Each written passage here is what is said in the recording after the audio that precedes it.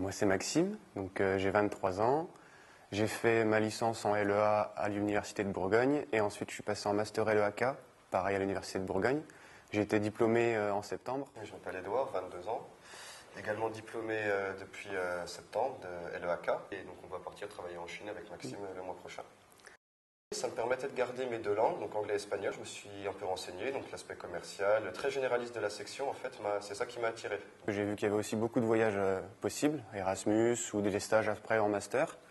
Donc ça, c'était vraiment intéressant et ce qui me plaisait. Donc on a suivi le cursus classique, 3 ans de LEA, troisième année en Erasmus, on a eu la chance de partir. Ce qui représente un gros avantage de cette filière aussi, parce qu'un an à l'étranger, quelle que soit la langue que vous devez apprendre, vous devenez bilingue, littéralement. Le rythme est quand même assez, en LEA, pour être honnête, le rythme est quand même assez tranquille comparé à d'autres filières comme médecine. Il faut quand même travailler. Mais il faut travailler, ouais. Les gens qui avaient des acquis en langue se reposaient souvent dessus et au final, ils se plantaient dans les matières comme économie, droit, tout ça, qui sont aussi, voire plus importantes que les langues, parce que les langues, c'est qu'un outil de travail. Vous n'allez pas en faire votre métier, à moins que vous soyez traducteur.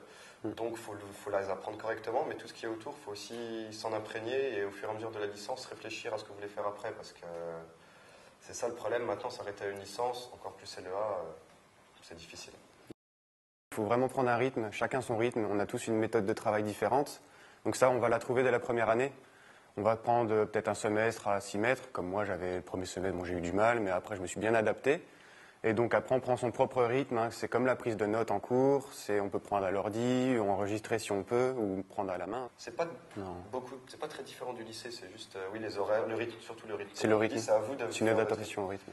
Il n'y a pas de je vais à 8h, je sors à 18h. Non, peut-être, comme disait Maxime, tu finis à 11h, profite de ton après-midi pour faire tous tes devoirs de la semaine. Au niveau des langues, donc on aura, ce sera séparé en deux, donc anglais, espagnol ou les autres langues comme allemand, italien, etc. Donc on a un premier cours de traduction qui est de l'anglais au français, un autre du français à l'anglais. On a des cours de civilisation aussi où on apprend un peu la culture du pays comme le Royaume-Uni ou les États-Unis. Pareil pour l'Espagne, on apprend aussi sur la culture hispanique. Et on a d'autres matières d'application, l'économie, le droit, communication. Et ensuite, en master, ce sera plus tard le marketing, par exemple.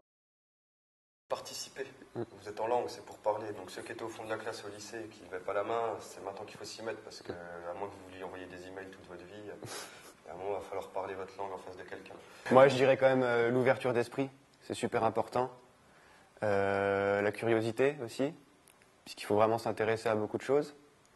Et je ne sais pas si toi, tu as un troisième petit mot. Non, mais la curiosité, c'est vrai que si vous êtes curieux, c'est bien parce que, par exemple, comme on disait, les textes qu'on travaille en langue, il y a des trucs sur, je sais pas, la marée noire des années 95 qui a eu lieu dans le golfe du Mexique, des trucs comme ça. Et c'est des choses dont on a entendu parler, mais qu'on n'a pas forcément étudiées à l'école, au lycée. Et c'est intéressant. Je ne vous dis pas que j'écrirai des articles là-dessus, mais de s'informer, en plus dans un cadre scolaire, c'est-à-dire que ça vous sert pour vos études à avoir des bonnes notes aussi. Et ça vous enrichit personnellement, donc effectivement, une nature curieuse est plutôt recommandée, je trouve.